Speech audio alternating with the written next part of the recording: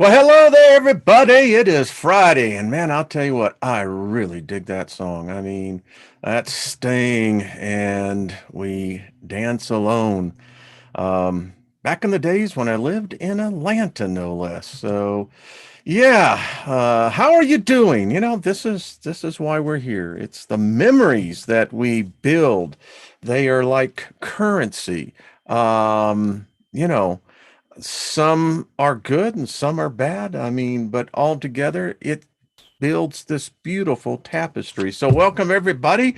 Good to see you. And Bosto, favor, and we are prospering. We really are.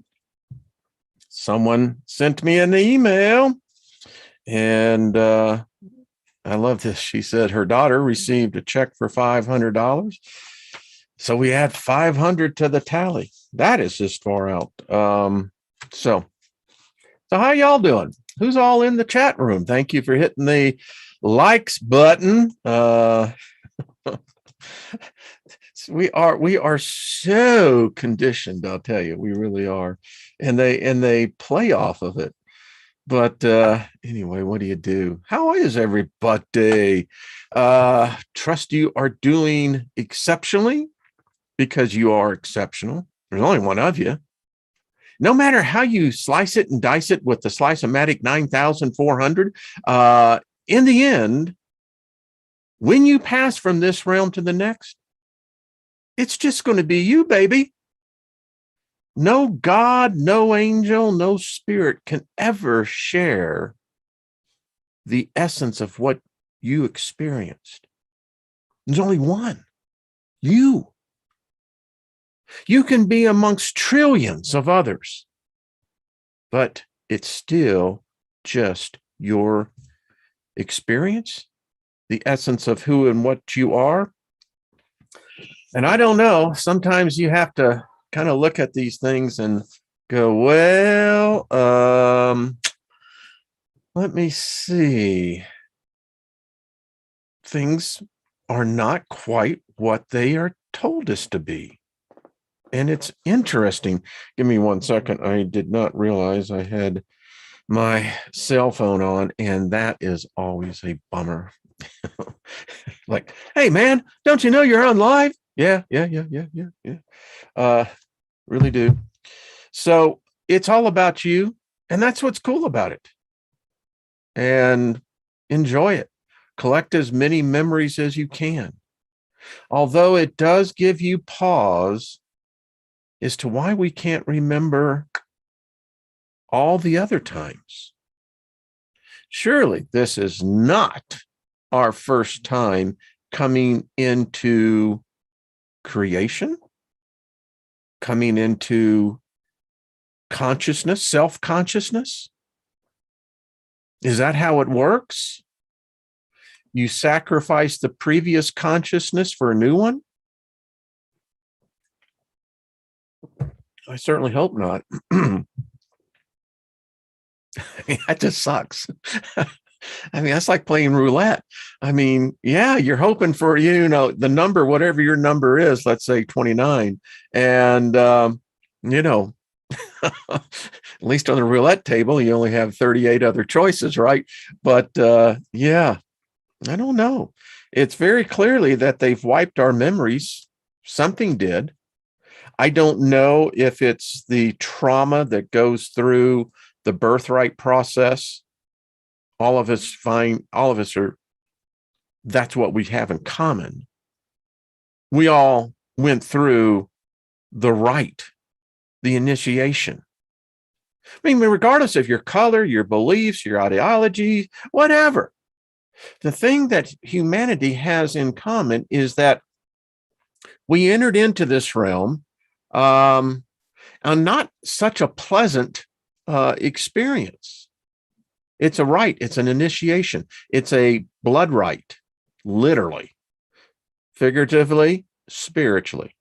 And it's something that the other spirits don't have. If they've never come into incarnation in the flesh, well, a spirit, the best they can do is be observers, helpers, messengers, and, maybe initiators. maybe destructors, maybe a pain in the asses. I don't know. But whatever that process was, it wiped our memories. And it's a deliberate process, apparently, because there are those of us, not speaking of moi, I'm just saying us figuratively, who have distinct recall of past lives. My wife gave me a Christmas present. Last year. I've never used it, come to think about it. I'm going to go and do a regression session. I just haven't found someone that, you have to really have a lot of trust there. So I digress. So what's happening, folks? Who's all in the chat room? Hey, David Castle, how you doing? Want to get you on with Trina and I next week. So, and folks, I got emails to answer. I'll answer them most likely tomorrow. So be patient. What's the idiom? Patience is a virtue. Find it if you can. Seldom in a woman, never in a man. All out too. How are you doing? Deborah Sloan. Hello, Shannon. Eva, good to see you. Robert V, how you doing, brother? Got your email as well, and I'll be answering it. Rapfu, good to see you as well. Mark, hello. Who's else here? Jules, much love, darling. I want to see. Yeah, it. Let's just expand upon that, Jules. I mean, it is obvious. Hey, Nina, what's up, girl? Hey, Brandon. I bet your name's really popular now, isn't it? Hey, hello, Linda. How you doing? I got your email, hon. I will be reading it all. Go. Good to see you as well. So, why? That's what I want to know. It seems like, we come into each time with a distinct disadvantage. Hey, what's up, Shannon? Well, thank you, ma'am. Thank you, girl. The Steiger perspective. Yeah.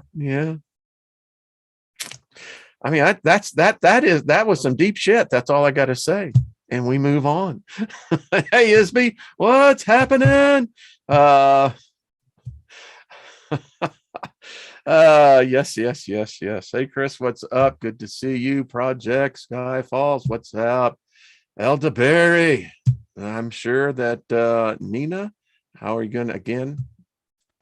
Let's see. Martin and Heidi, what's up? Paul and Gaia. So anyway, lots of strange stuff going on. No doubt about it.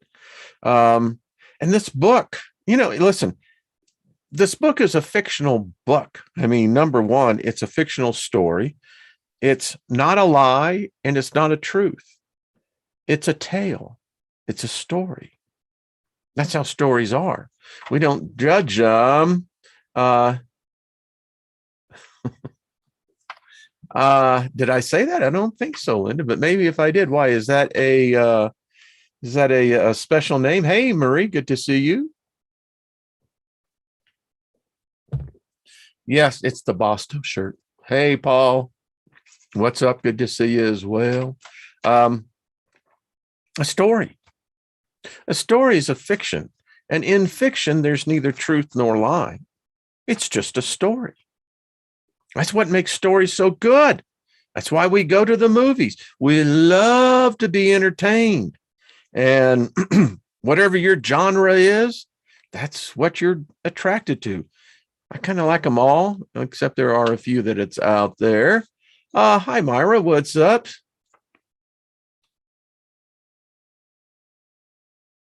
That's interesting. Yes.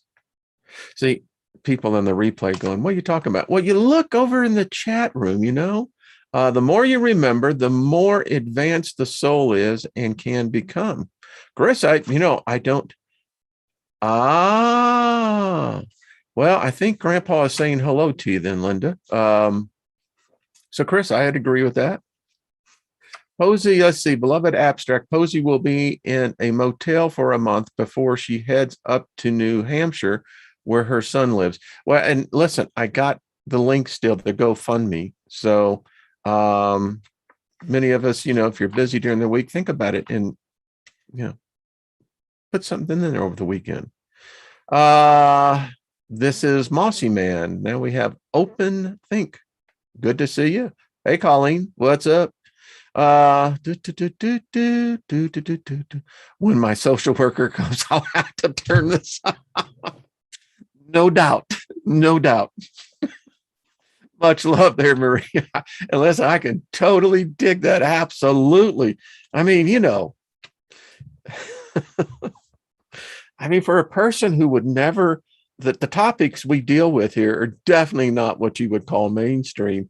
And, if a person who's very much immersed in the mainstream were to hear this, they'd go, oh, shit. They're talking about Lucifer. They're talking about Lucifer. Lucifer. Yeah, we are. But this is not the real Lucifer. People, it's interesting because this is the modern construct. Here's just my take on it as we get into today's reading, far out stuff. What I believe that this story is telling is that the God that the world perceives as God is also Lucifer. It's the only way that the story can play out. It's a split personality. If a singularity comes into a duality, what happens? Who consumes who? Does a singularity begin to absorb the duality, or is it the other way around? Does the duality separate the singularity? Just asking. I don't know. But to me, everything that I read about in this context of this creature, that the character, as they would say, the antagonist, is nothing more than God, Yahweh, Jehovah, Jesus, Father, however you want to put it. Yeah, because there ain't no love here. There ain't no love on either side. And this is what I was thinking this morning in my meditation, was that, wait a minute. You see, this story says that these two have been going at it long before we ever came around. So, all right, let me get this right. So we're talking about apparently two super intelligent beings. They seem to have omniscient. They seem to be omniclarivoyant. They seem to be clairaudience. They seem to be know-it-alls. They have the egos to go along with that. However, and I'm just probably, on their scale, way down there, but, it's the smallest that rules the largest. And so here's my thought. If these are supposed to be so super intelligent beings, something's wrong here. They haven't advanced at all. They seem to be static. They seem to be stuck in a stasis because they haven't. I mean, even if you're a timeless being, you're in a zero-sum game situation. It's impossible for either side to win. If one side gets a slight advantage, eventually the other side will. It's the natural laws of the universe. And even if this isn't the universe they're from, and even if they have the ability to manipulate the laws in this universe, they still have to operate within the construct of those laws. I mean, if you can materialize something, then you have to abide by the laws in this physical dimension. Now, you can be all uppity and say, well, I can just do something like that, far out. Again, I've yet to see any God stand before a man. They seem to be afraid of us, both Lucifer and God. Just my take. Naniel is the angel for today. The angel of mysticism and spiritual communication. Dies Saborium Depressor, God humiliating the proud. Well, let's see. All right. So God, though, demands worship. I mean, isn't that pride? Don't listen to me. I mean, I'm just, this angel is the patron of the abstract sciences and philosophy. Well, hello, Nanielle. How you doing? And Nanielle sounds feminine to me, doesn't it to you? I bet you most of these beings are of a feminine structure. Protector of spiritual workers and teachers, brings knowledge, inspiration, and harmony. I'd like to be in the world. All right, teaches how to meditate and practice spiritual works, helps to pass on our ideas easily and to become a better speaker, allows to be connected with the higher part of yourself, and gives us access to higher realms. Yep.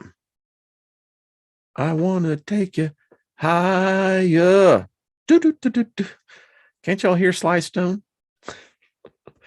Facilitates introspection and communication with the divine, the spiritual world, and other dimensions. Now, that's really interesting because that's a triad there when you think about that. Hey, Martin Howdy. If the gods were real, the books had to be continued with new stories over. And yeah, it is. It's a washing machine that never freaking stops. I agree. Over and over. And these are intelligent beings? My ass. I digress. But look at that.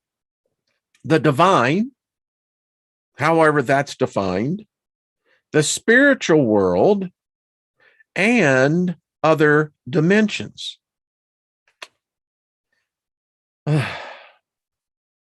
Come along if you can. Bum, bum, bum, bum.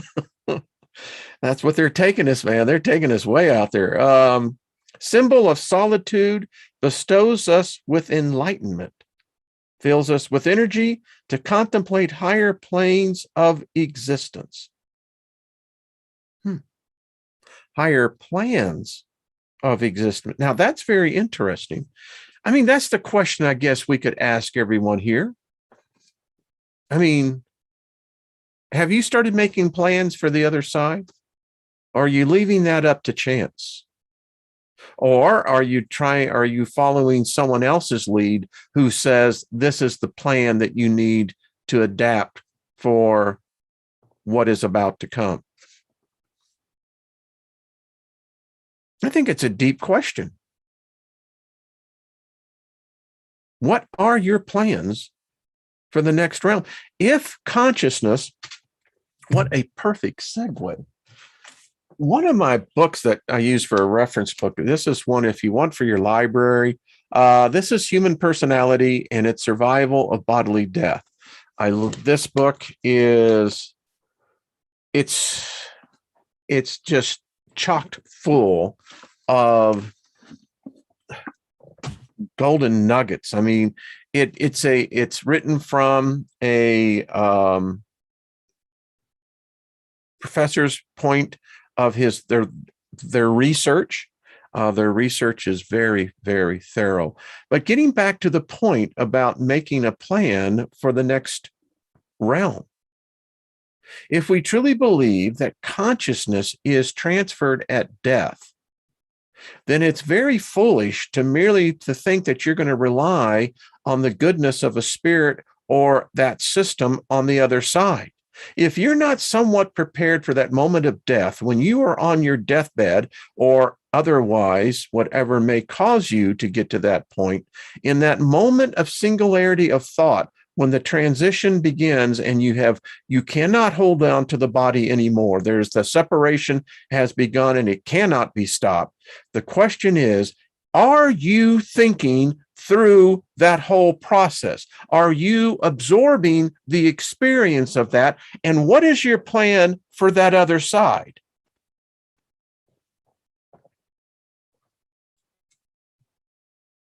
I'm just looking here. See, it's amazing when you get into this because you find out where you're really based at. And the vast majority of people that I know or have known in my life were sadly into a particular construct that it's not real. Even what we're reading today is predicated on a false assumption. But it's good reading, and it's got some weird shit in it. I mean, let's just be honest with us. It's weird. Hello, Jules. How you doing? Martin,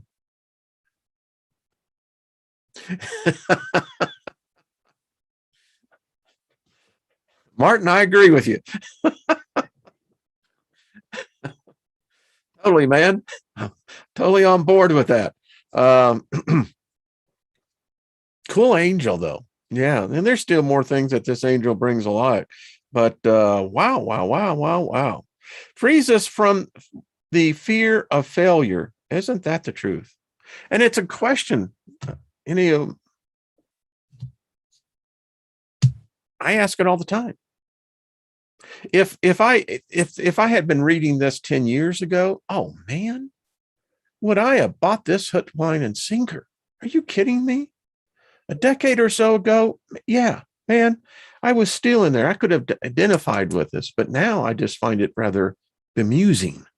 So anyway,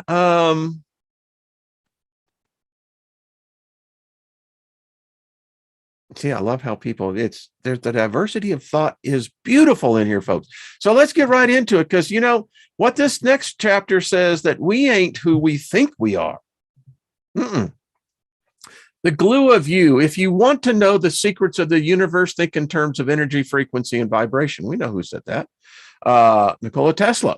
Every image, that's us, is infused with a double helix DNA molecule containing the chemical alphabet A, C, T, and G. In different combinations, these sentient building blocks provide the fuel to create, change, grow, and reproduce. DNA is spiritual technology, transforming dust into life. RNA is the invisible bond/glue, which empowers DNA to uphold its genetic code and form tangible matter, ultimately manifesting as biology in the third dimension of the first heaven. 95% of the remaining DNA is invisible, hyperdimensional shifting, portal technology, penetrating the other 9 dimensions or heavens. Replicated in the DNA spiral architecture of Jacob's ladder are images of ascension, resurrection, and technology. All is created from above as vibrational frequencies. Within every image, space, and time exist in its entirety. According to Einstein, an image becomes immortal when he moves faster than light. Death can't catch up. Transhumanism is attempting to create an internal, uniquely original triple helix DNA genome code strand. Adam and Eve were the first transhumans. Boom, baby. That was the theme of this week. Displaying an external spirit and internal body, perfectly reflecting the Ancient of Days, triple helix DNA genome code strand. Fallen images carry a double helix DNA genome code strand, or 2/3 of the one. 6 protons, 6 electrons, 6 neutrons, 6, 6, 6. Given a choice, most images will be implanted with my triple helix DNA chip, exchanging his image for mine. I'm thinking this, and those of you who are in tune, fill in the blanks here. I told you this is a rabbit hole that, woof, upgraded from mortal to immortal, plugged into an ecumenical, universal hive mind. Since you don't believe any of this insanity, let's go a little further down the rabbit hole, just for my own amusement. Black goo, programmable matter, is an intelligent, self-aware, self-organizing liquid crystal, emitting, receiving, and corrupting the RF spectrum within the universal 5G network. Black goo is the elusive philosopher's stone and tangible storehouse for demons, image nanotechnology fashioned into a biometric chip, uploaded into the beast, Hebraic quantum computer, also known as the mark of the beast. If you haven't listened to the Steiger's perspective, I specifically would recommend you go back 3 episodes ago. Revelation chapter 13, verse 16, 17 says he required everyone, great and small, rich and poor, slave and free, to be given a mark on the right hand or on the forehead, and no one could buy or sell anything without the mark, which was either the name of the beast or the number representing his name. I won't even comment. Each individual strand on the mark of the beast is 100,000 times smaller than a human hair and 1,000 times faster than silicon, providing the platform for delivering the lifeblood of my triple helix DNA genome code, injected between the fourth finger and the thumb on the right hand. Black goo, programmable matter, transmutes the mortal double helix DNA of an image onto my immortal triple helix DNA genome code, a reflection of the light bearer, attaining apotheosis, born again. Ha, ha, ha.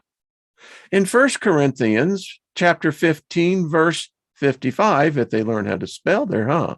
O death, where is your sting? O grave, where is thy victory? Death will be destroyed. It is finished. Another tentacle of transhumanism is the toxic cocktail of chemtrails. Well, here we go. They're covering everything. These are airborne plumes of barium, strontium, aluminum, titanium oxide, sulfates, and smart dust. This diffuses the sunlight and corrupts the synthetic DNA of an image. Images are 60% water. Everything learned is transmitted by vibrational frequencies. Water carries thought processes to your heart via oxygenated blood, converting it into platforms, which are delivered to your brain. Images think with their heart. The brain functions like the random access memory, RAM, of a computer. The brain stores the data created by the heart. In contrast to images, angels have their own distinctive characteristics. Angels are immortal, individual, spirit beings created for 3 purposes, either for worshiping their God or as a messenger of their God and serving those images assigned to them. That's a new part of the equation, isn't it? So are they assigned to us? Was this all manipulated that suddenly we start bringing out their names? I mean, got to think about it. Unlike angels, images are conceived with an imperishable soul and unregenerated spirit. I just saw a freaking orb go by. That's interesting.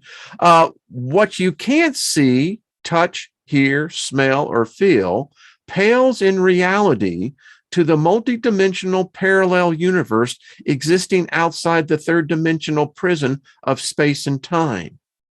The first heaven of the third dimension is a tangible demonstration of invisible vibrations. It's an infinitesimal component of a gigantic electric universe built on and governed by a base foundation of tiny supersymmetry vibrating strings. Superstring theory is not a theory. The universe is comprised of electromagnetic forces containing highly charged particles in a plasma conduit holding the luminaries, the stars, and the planets in their orbits. Everything animated and inanimated vibrates to corresponding harmonics. These subsequent frequencies result in the building blocks of light and dark matter, the latter comprising 27% of the universe. Well, if it's out there, we can't find it. We've certainly been looking for it. Nuclear fusion or sun power is far more powerful and effective than nuclear fusion, which is limited to a nuclear reaction or radioactive decay. The former is a self-perpetuating unlimited resource known as zero-point energy. Nikola Tesla was correct when he postulated that unlimited energy is in the form of either form of ether, which is omnipresent in the fourth dimension of the second heaven. Whew. The book of the Secret of Enoch, chapter 3, verse 1 says, "It came to pass when Enoch had told his sons that the angels took him on their wings and bore him up on to the first heaven and placed him on the clouds. And there I looked, and again I looked higher and saw the ether." CERN is a 17-mile tunnel circuit that contains 9,600 supermagnets propelling protons and ions just under the speed of light, producing 164,000 collisions per second, completing 11,245 circuits per second. Fully operational, the Large Hadron Collider is 100,000 times hotter than the sun. With the advent of the LHC, images have a rudimentary tool capable of opening an interdimensional portal to parallel dimensions. The Large Hadron Collider is the flat Earth's largest particle accelerator machine, located 300 feet underneath the surface of the flat Earth. CERN is attempting to tear the physical and spiritual veil created by the demiurge. The demiurge is also known as the Ancient of Days and the I Am. He is the other God who separates the living from the dead. Integrated into the LHC is the algebraic quantum computer, enabling images to access hidden dimensions with the computing power of 7 billion brains. The Large Hadron Collider is attempting to go back in time and to take apart the glue of creation. A statue of Shiva, Hindu god of destruction and transformer, stands above the Large Hadron Collider as an altar and spiritual portal. Lord Shiva is one of primary deities of the Hindu Trinity. Shiva destroys, Vishnu preserves, Brahma recreates, order out of chaos. As above, so below. The Large Hadron Collider is tearing the veil that separates the abyss of hell, 3,600 miles below the flat Earth, and the fourth dimension of the second heaven. CERN was created to destroy time. Eliminating time prevents the eternal judgment from the demiurge. Hinduism is the great universal mind. Vishnu, the sun, is identified as the reincarnation of the avatars. These include Zoroaster, Buddha, Muhammad, and Christ. The son of perdition, Nimrod, and Apollo are the same names for the Antichrist, the final avatar. The Large Hadron Collider will recreate the Big Bang and conceive the cosmic egg. This egg symbolizes the sentient resurrected deity of Saturn, Satan, the black star. These are worshipped by Satanists. Saturn is the luminary who changed his course against the dictates of the demiurge. In the occult, jubilees celebrate the resurrected Saturn. That's a fact, and that's kind of, boy, I could get off on that one. Ushering in the Prince of Darkness and the Age of Aquarius, the new Atlantis. Oh my, that was a lot to digest. I can see your head is spinning. Well, no shit. I mean, this is like cooking a soup, a stew. I mean, let's throw everything into it and let's see how it turns out. Although there is enough peppered through this of actual factual things, or at least what we think is factual. But we have a good gyroscope. Told you this was fun. It's like a roller coaster. Revelation chapter 9, verse 1 says, "Then the fifth angel blew his trumpet, and I saw a star that had fallen to earth from the sky, and he was given the key to the shaft of the bottomless pit." Now let's ask ourselves this. If this bottomless pit is on earth, can't be here on earth, can it? Well, at least it can't be bottomless.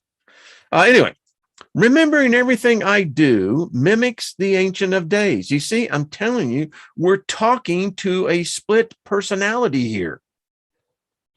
This is my Bethlehem, the birth of the beast system, the great final deception of the apostasy, reflecting the image of Lucifer.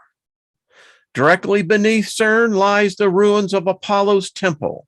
In the mystery religion, Osiris was worshipped as Apollo, god of the dead. The Large Hadron Collider, in sync with the Abadic quantum computer, will connect the as above rebellious luminary Saturn, Satan, Black Star, with the as below abyss of hell. I'd love to make a movie out of this. I tell you, this would be a freaking hit. Let's dig a little further into the origins of CERN. In Celtic mythology, the horned god Cernunnos was known as the god of fertility, lord of the animals, synonymous with Baphomet, and displayed as a goat pentagram. The sigil of Baphomet is the Church of Satan symbol. Let me know if I'm going too slow for you. Regarded as both good and evil, Samael, the archangel of death, sits above the pentagram and is associated with the tempting serpent in Eden and Kabbalah. In the mystery religion, Lilith was Adam's first wife. She rebelled against the Ancient of Days and became the mother of demons. If I'm the father of lies, Lilith is the mother. Lies, lies, lies. The Large Hadron Collider is simultaneously creating an electrical conduit and opening a dimensional portal between the flat Earth and Saturn's third largest moon, Lepidus. Yes. From here, the remaining dark entities will be released to storm the kingdom of the demiurge, which was named after the maid Titan Nephilim. Wow. Lepidus is the son of Uranus and Gaia, father of Atlas and Prometheus. The truth is so liberating. After being held in chains and darkness for 70 generations, CERN, who also opened a stable dimensional portal, allowing Nimrod, the Nephilim / Antichrist, and his horde of dark angels to escape from hell. Tell you, this would be a great freaking movie. The book of Enoch, chapter 10, verse 15 says, "Bind them for 70 generations underneath the earth, even to the day of judgment, the effect of which will last forever, be completed."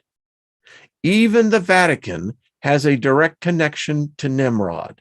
Sitting atop the Egyptian obelisk in St. Peter's Square, the Eastern Star of Ishtar is a spiritual portal harvesting dark energy. The obelisk is a symbol of the sun god Ra, the phallus, the male energy, in the shape of a sundial and a keyhole. St. Peter's Square symbolizes the destruction of time and the advent of the final stone kingdom. During my 7-year reign, the mark will be offered to all images. Those who accept my invitation will be injected with a black goo programmable microchip containing the triple helix DNA genome code of Lucifer, Nimrod, and Apollo. I am the Kabbalah. I am the tree of life. All visible matter comprises 5% of the universe. Dark matter comprises 22%, and dark energy, the remaining 73%.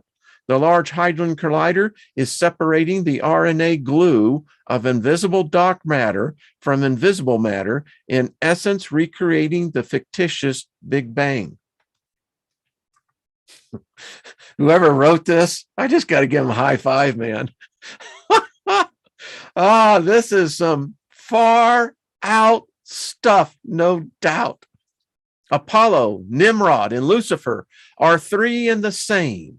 CERN is a postmodern Tower of Babel inspired by the spirit of Antichrist. Revelation 9 verses 1 and 2 says, then the fifth angel blew his trumpet, and I saw a star that had fallen to earth from the sky, and he was given it. Smoke poured out as though from a huge furnace, and the sunlight and the air were darkened by smoke. Their king is the angel from the bottomless pit. His name in Hebrew is Abaddon, and in the Greek, Apollon, the destroyer. Bum, bum, bum, bum. Displaying the similar hexagonal shape, the Large Hadron Collider is electrically bridging Saturn's 8-sided North Pole by creating a plasma conduit. Ether contained within the second heaven of the fourth dimension, Saturn's 20,000-mile wide blue hexagonal portal will open, liberating the wicked spirits imprisoned within the black cube, which is located in the center of Saturn. What a movie. One of CERN's 4 collision vectors contained within its 17-mile circular underground tunnel is Alice in Wonderland. Alice is the code word for Lucifer.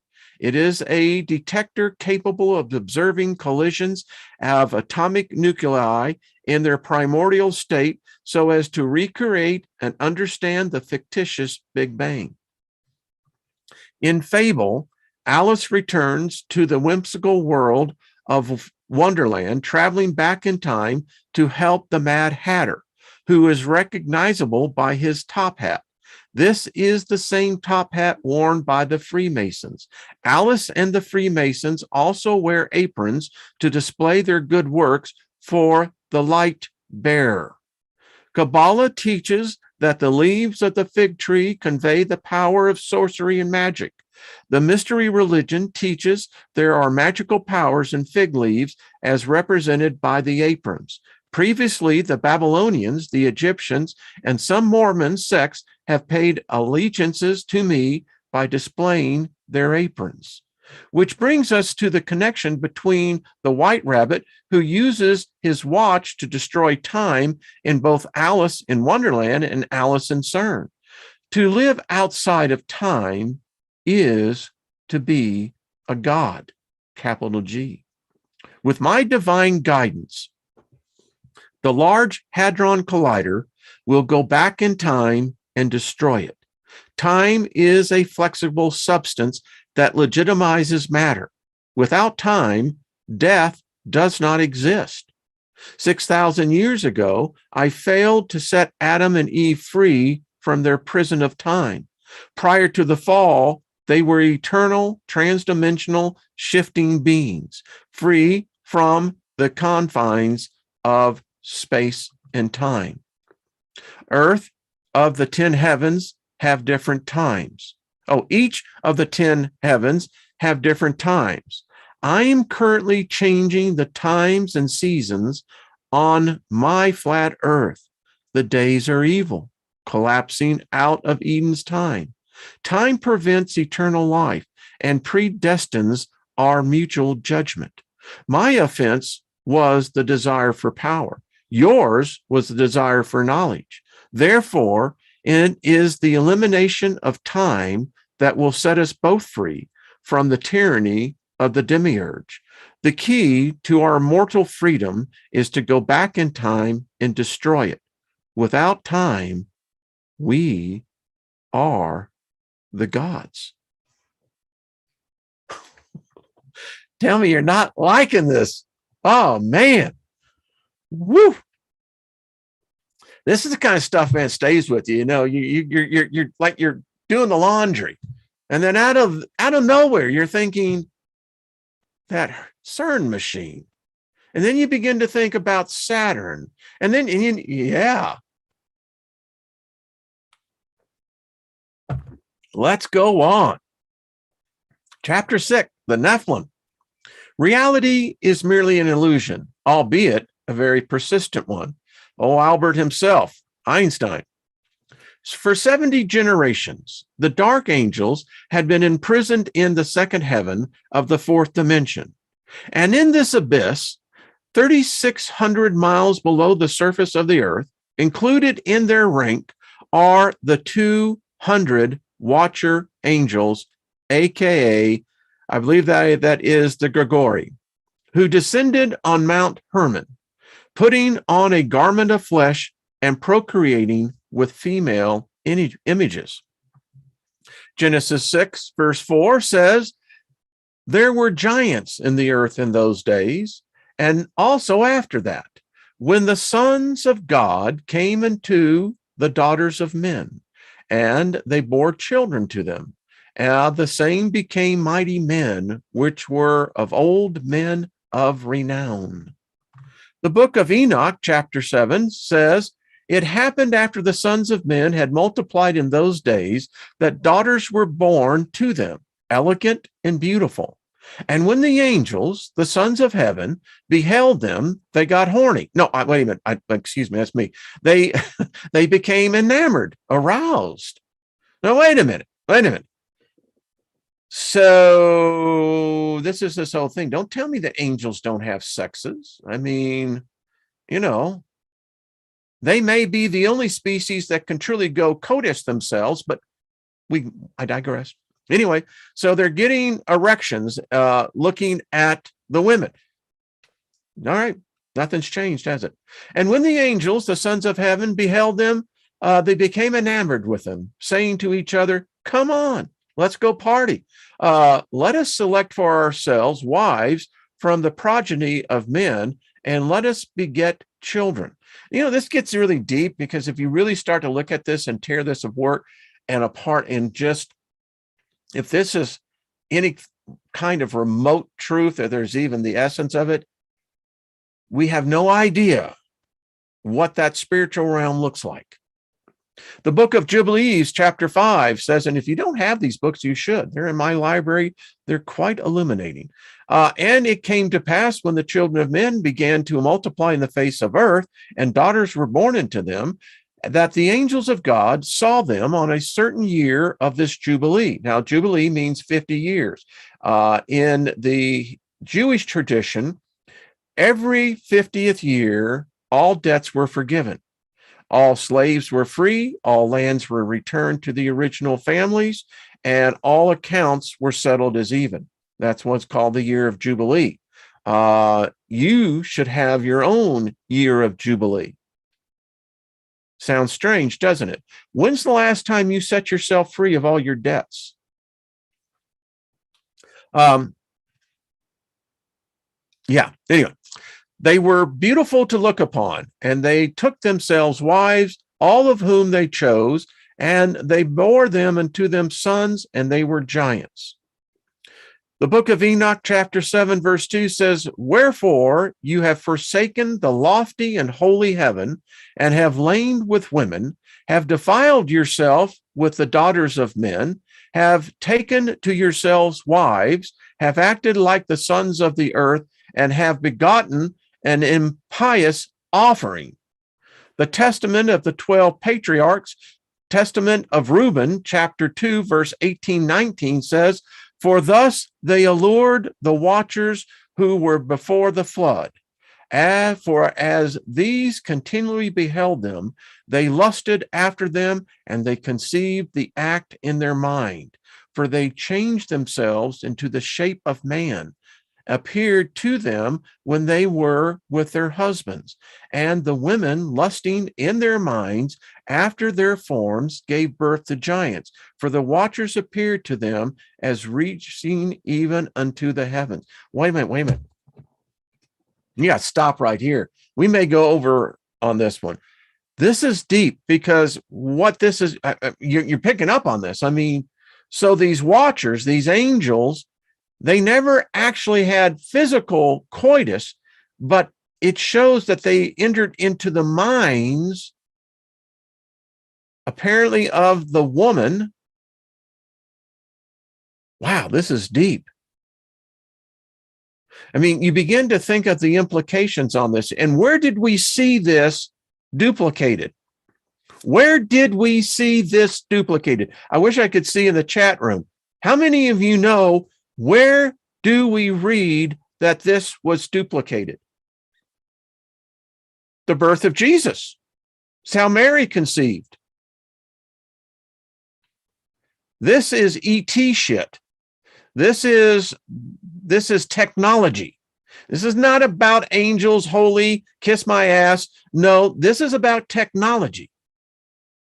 And I could probably build a pretty good case on the fact of telling that these women most likely were abducted, taken aboard a ship using mind technology that we possess. Wow. So the transference of DNA obviously took place here. It's the only way you can genetically manipulate the genetic code. And so are they combining the third strand here? Wow, this gets deep. Ezekiel 23:20 says, "There she lusted after her lovers, whose genitals were like those of the donkeys, and whose emissions were like that of a horse." I could have gone all day without reading that.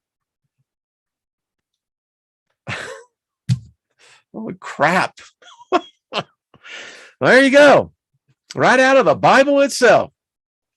Moses, Enoch, Reuben, Ezekiel each describe a giant race of satanically inspired hybrids known as the Nephilim, half dark angel, half image.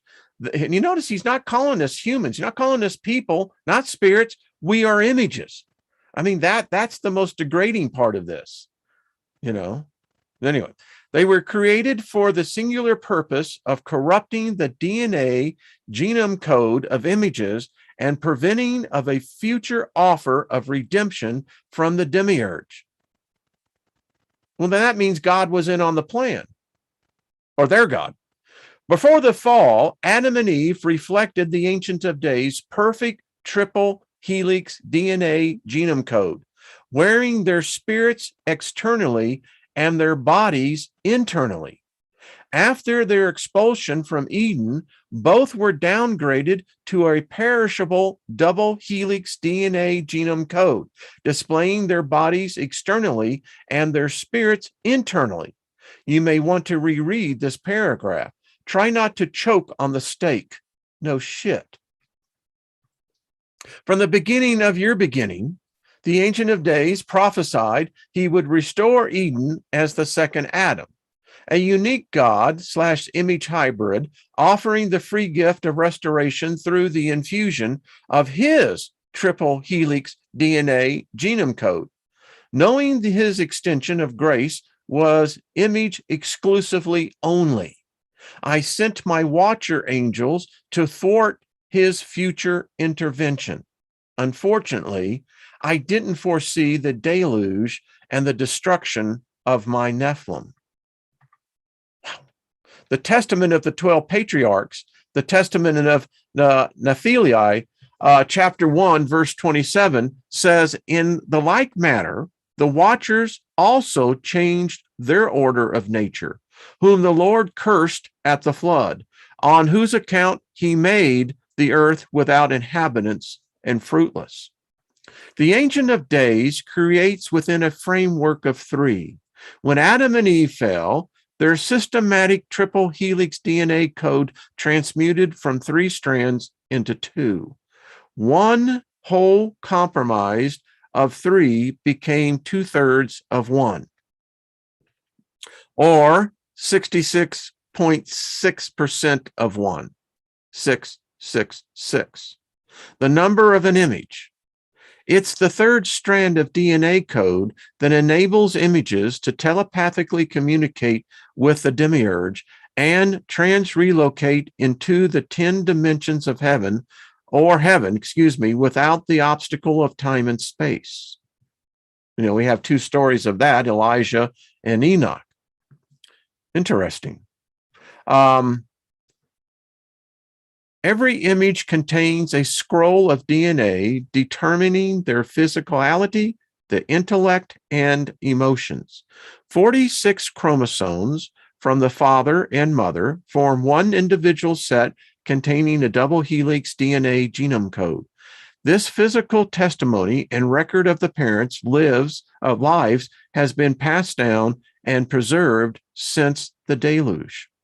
Prior to the flood, the Ancient of Days initiated the DNA destruction of the Nephilim by turning them against each other through mutual slaughter. The book of Enoch, chapter 10, verse 13 says, to Gabriel, also the Lord said, go to the reprobates, to the children of fornication, and destroy the children of fornication.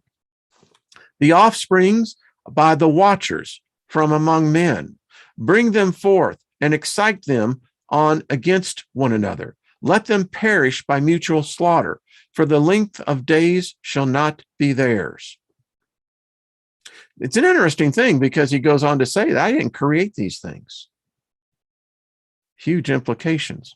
The Ancients of Days then forced the watchers to observe the slaughter of their progeny, the Nephilim. The book of Enoch, chapter 12, verse 5 and 7 says, then the Lord said to me, Enoch, scribe of righteousness, go tell the watchers of heaven who have deserted the lofty sky, the sky people, folks. I got a little thing that we're going to be talking about. The sky people, this is what they're talking about. And their holy everlasting station. There's ships up there, folks. You see, can we read that again? Sure.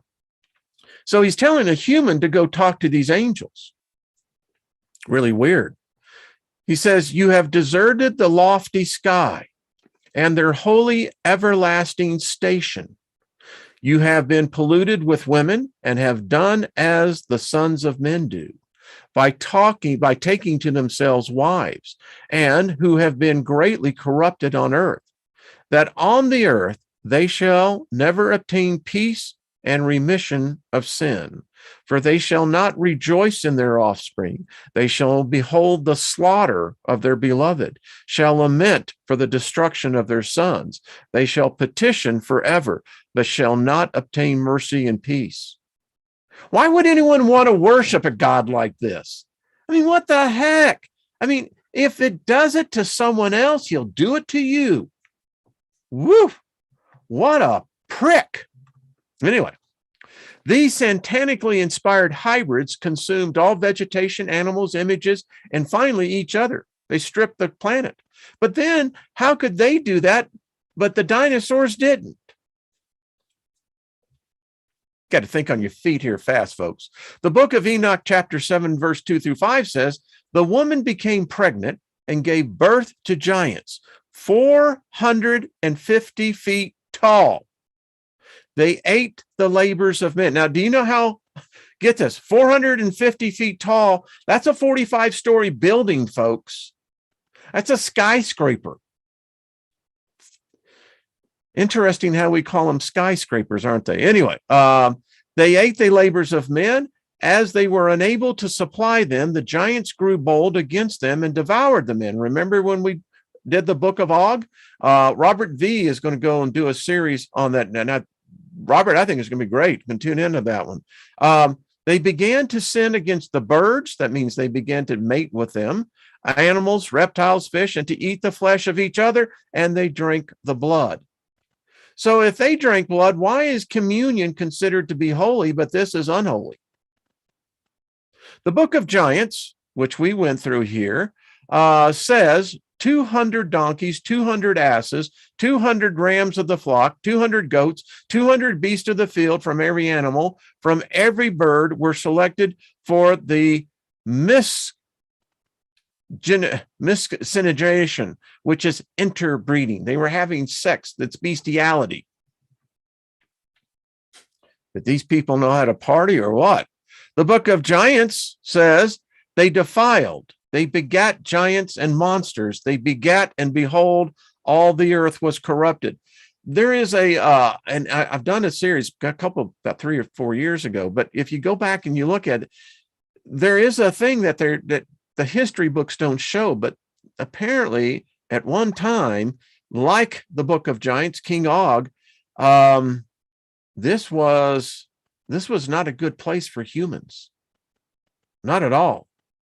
And if you were female, even worse. Man, yeah. And the lawlessness increased in the earth, and all flesh corrupted in its way, alike man and cattle, beast and birds, and everything that walketh on the earth.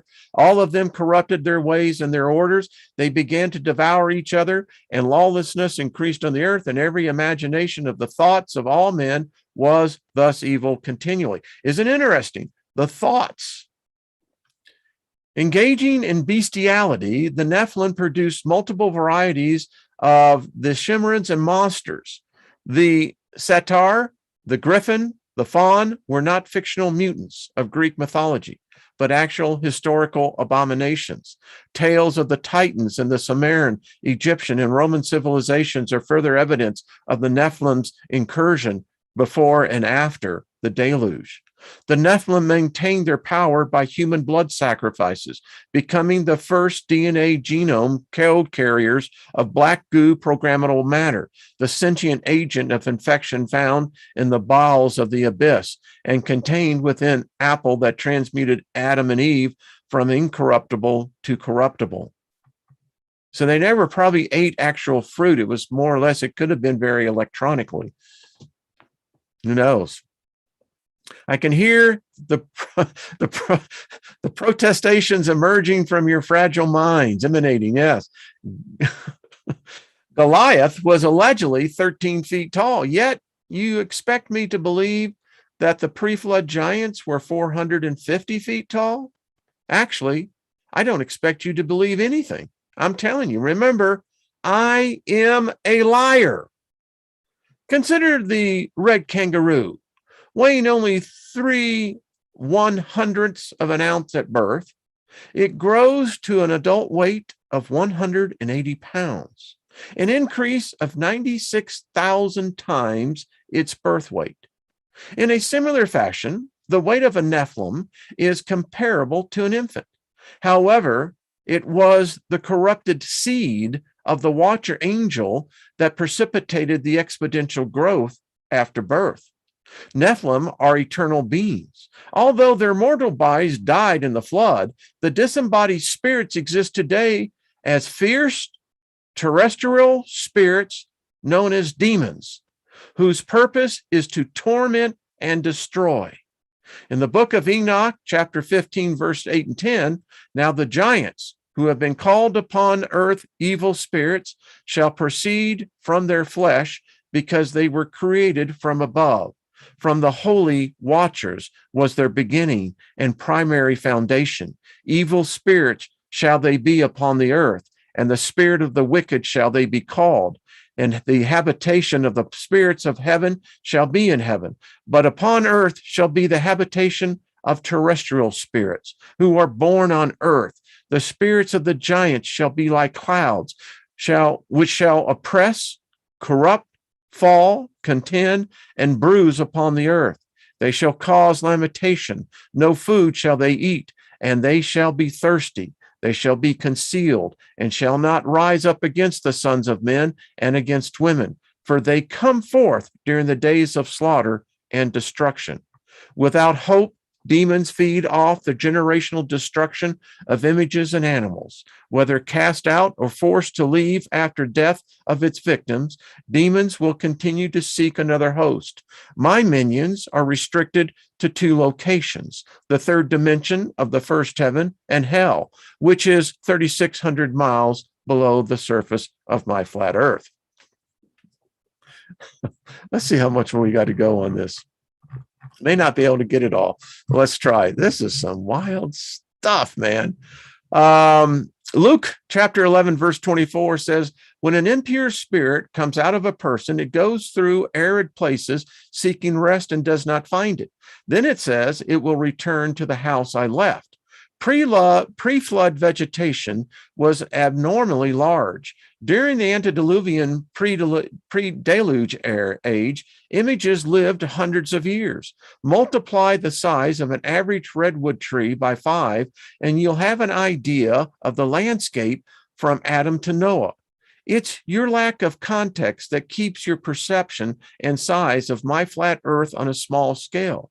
Prior to the pre-flood trees were the first organic skyscrapers. Today, the desert rock landscapes are the remains of these giant silicon forests.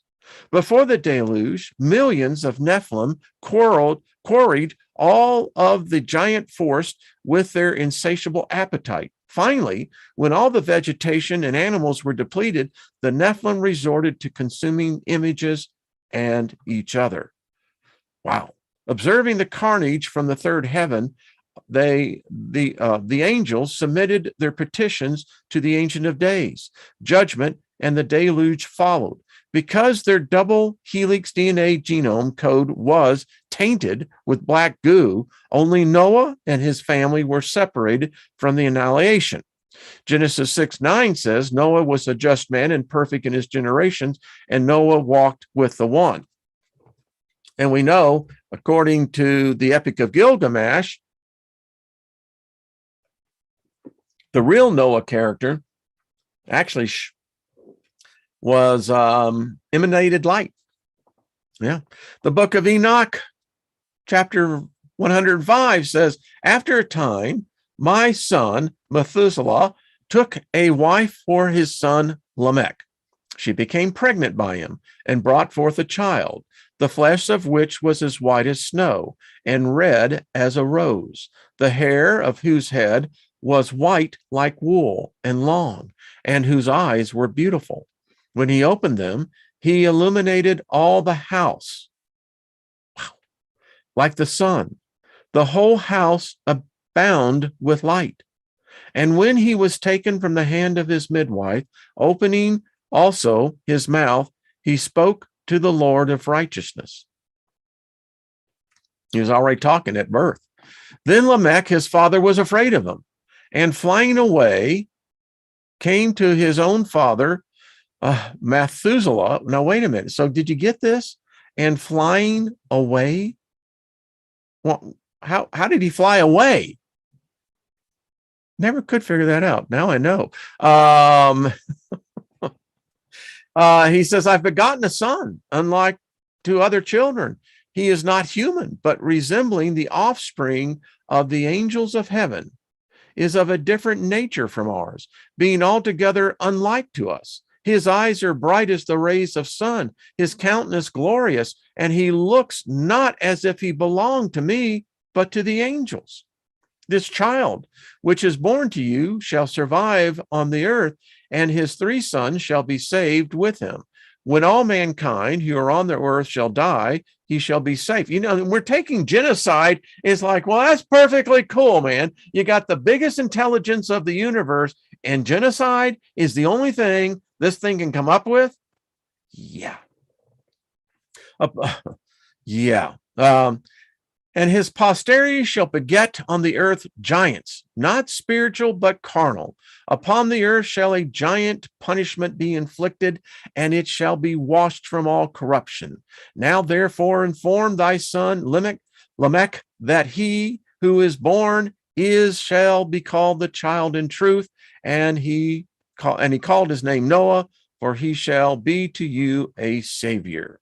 After eliminating the Nephilim, the Ancient of Days enacted his rainbow covenant, permanently sealing the gates of the sea firmament dome. As his image experiment moved into its second incarnation, I reintroduced the Nephilim on my flat earth. Unfortunately, the demiurge capped their size at 13 feet. Dark and light angels are different from Nephilim, created of spirit. Angels are not subject to death. Wow, okay. In the fifth dimension of the third heaven, neither angels nor redeemed images are given in marriage. Despite an acute awareness of the consequences, the watcher angels procreated with female images in a corrupted alchemy mix of mortal and immortal. Okay. Okay, we can get all the way through this. Book of Enoch says, then their leader, Shemaiah, said to them, I fear that you may perhaps be indisposed to the performance of this enterprise, and that I alone shall suffer for sure the grievousness of this crime. But they answer to him and says, well, we all swear and bind ourselves by mutual oath that we will not change our intention, but execute our project undertaking. So they were thinking this thing out. Then they swore all together, and they all bound themselves by mutual excoriations. That number was 200 who descended upon the Adaris, which is in the top of Mount Harmon. Enoch, the scribe, communicated to the watchers supplications before the Ancient of Days, who rejected their request for grace. The watchers witnessed their Nephilim offspring perish in the flood as they were cast into the great darkness of the second heaven for 70 generations. The end of the 70th generation is now upon us. Actually, I heard it was closer to about 2012, but who knows? The Book of Secrets says again, and they said to me, these are the Nephilim, the watchers, who with their prince Satanically rejected the Lord of light, and after them are those who are held in great darkness on the second heaven. And 3 of them went down on the earth from the Lord's throne to the place Hermon, and broke their vows on the shoulders of the hills of Aaron, and saw the daughters of men, and how good they looked, and took to themselves wives, and befouled the earth with their deeds, who in all times of their age made lawless mixing, and the giants are born, and malevolous big men, and great enmity. Now, we'll finish it out here, and basically, here's the deal. It's never the females now. There's very few female Nephilim, and as King Og told us in his memoirs, if you believe it, that there was a problem with the DNA. They could produce males, but to produce a female Nephilim was very rare. So, interesting story. That's all I got to say, folks. We're going to continue on this. We're almost done with it. Might as well. So Monday we pick up. And like I said, this is good mind candy. That's all I got to say. Thank you for the thumbs up. I love it. You see, there's 3 people that can't handle it. They go, oh, well, I ain't accepting this. Did you hear what that guy was saying? Yeah, I know. Heresy, blasphemy. They should just take my head off, right? How dare you speak against God? Right, it is. It does, Brian. It just keeps you thinking on and on. It's a gift that keeps on giving. It's a fictional story. And you can see that the document has misspelled words. And so I'm having to figure out what the word is, but that's cool. That's cool.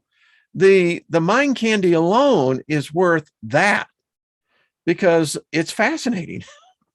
It's just fascinating. I mean, if someone can write it, that means someone thought about it. And if someone thought about it, where did it come from? Was it channeled? I mean, I don't know. Boston Space, right back at you. Elderberry, it's a good story. It really is, folks. It's well worth with this group's intellect and the spiritual maturity of this group. We love it. This is a great story, because I happen to find that there's a lot to it. All right, folks, I have really gone over, so my apologies. Have yourself a great weekend, or your strong end of the week, however you want to take it. Be good to yourselves. You can be good to others. Continue to keep an open mind. And that's how we grow. Tonight, Andromeda 7, Celestial Gateway.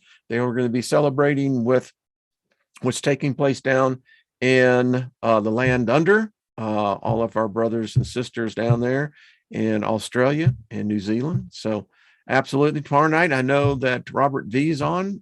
Check that out as well. Sunday is Nina the Mystic, and if I missed anyone, let me know. And we're going to try to get David Castle on with us on Tuesday with Trina and I. All right, we do live in a weird world, S. Lee. Exactly. All right, big hugs to everyone. Thank you all. It's an honor to be here with all of you beautiful people. Thank you. And we'll see you sooner than later. How's that? All right. Bye-bye.